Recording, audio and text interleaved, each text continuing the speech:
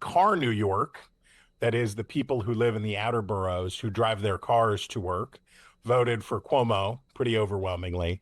And transit New York, the people who live closer to the core of the city, if you pull the map out, you look, there's only two Cuomo patches on the island of Manhattan, really, and that's the Upper East Side and the Upper West Side, the most affluent neighborhoods in affluent residential neighborhoods in Manhattan. Everything close to the city center is all Mamdani. It's intense. And then as you pull further back, it gets more and more Cuomo. And that's, by the way, indicative of what has happened in New York over the past 30 years, which is an outmigration of people who can get out and a centralization of people who want to be there for young people who have moved to New York, who are going to make their fame there, opening an artisanal mayonnaise shop in Brooklyn or being a content creator or whatever that they're doing. They've chosen to be in New York. They want to be right in the middle of it, and they're very, very, very progressive.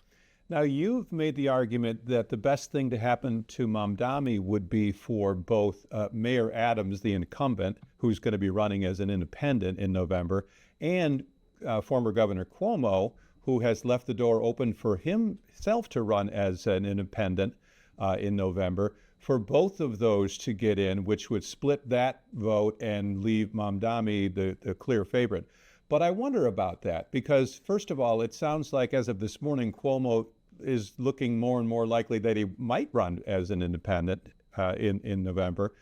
And I wonder with a three-man race like that, you know, there's a lot of ways to slice the bologna, and that could split in different ways. Because if you're Cuomo, you're thinking, oh great, Mamdani and Adams will split the vote, and I'll win. And if you're Adams, you're thinking, you know, Mamdani and Cuomo are going to split the vote. Why do you think that benefits Mamdani? If being right was sufficient, we would not have very many problems. And if politics was a meritocracy, we would not so often be governed by goobers.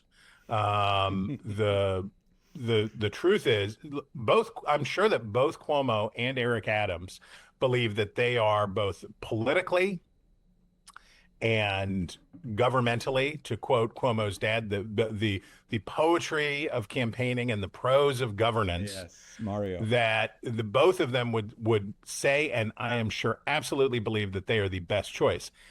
And I do not expect that either of them will step aside in favor of the other one. And I expect that they will both run and they will then cannibalize that share of the vote. And because here's when you look at who voted in which way, the coalition that the non-Mamdani candidate needs in New York is the same coalition that Democrats need nationally, which is to say, working poor, a lot of black, a lot of need to score huge with black voters, a lot of Hispanic voters, all of that, and then the rich people, right? So they need that's the Democratic Party right now is moving toward being a fusion of the wealthiest people, suburbanites, affluent, established folks, and a rainbow coalition, if you will, of the working poor. The way to do that is to have one candidate that can fuse those two things. Somebody who both Michael Bloomberg and the president of the local, one of the other wrinkles in the race was Adrian Adams was basically the pick of the government worker unions. They weren't going to endorse the other Adams, and they weren't going to endorse Cuomo. So they stuck with her. And that other constituency has to make common cause with the Mike Bloomberg coalition, because what Mamdani has is this extraordinary enthusiasm and energy. He's getting the vote out. He's getting all these young people out. And if the two of them divide that pool of voters, then Mamdani will gallop right through. So, as with all things in politics, there is a connection to Trump.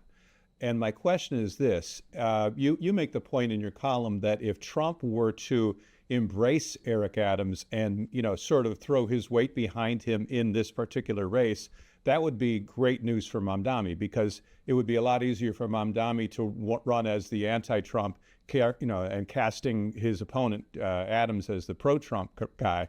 Um, do you think Trump has the discipline to stay out of it?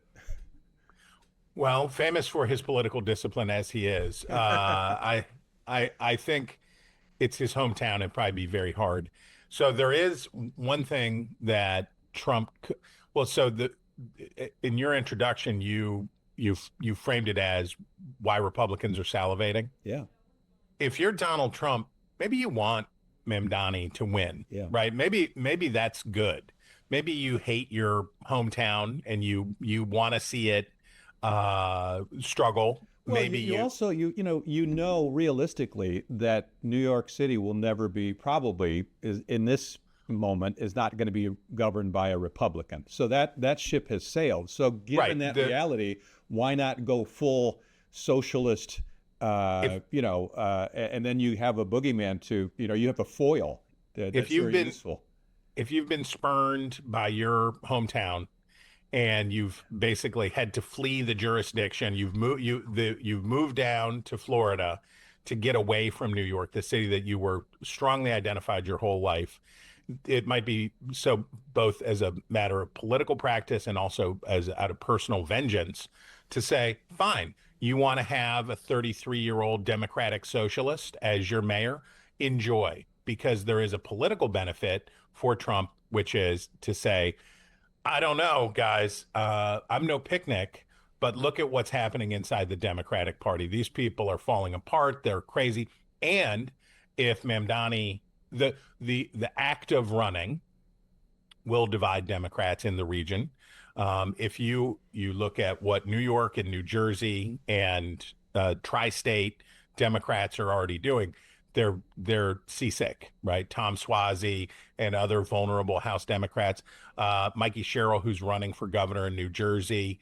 They don't want to be associated with Mamdani. That's not the brand that they want to put forward. They want to be pragmatic, practical, moderate, centrist. That's the energy that they wanted in those districts.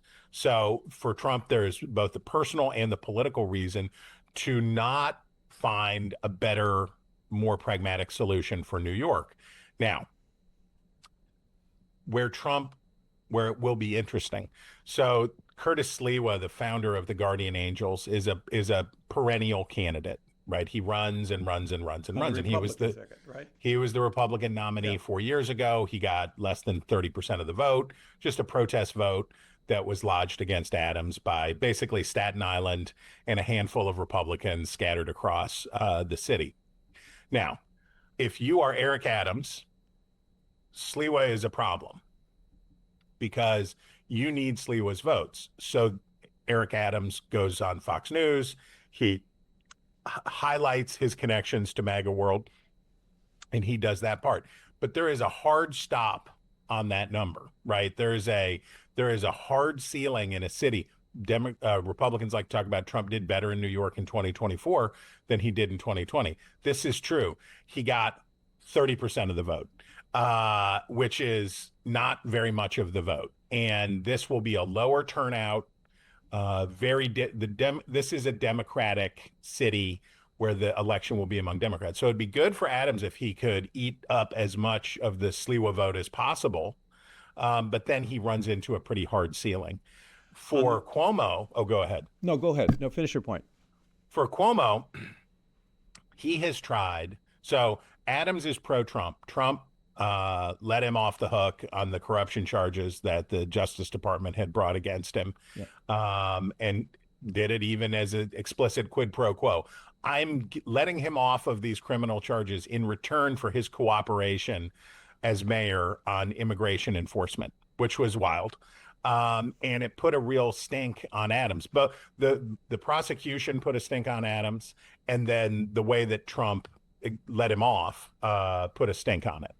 So Cuomo has tried to find a middle ground, right? Cuomo has been, he says something nice about Donald Trump, comma, but, right? So he's like, I believe he cares about the country. He says he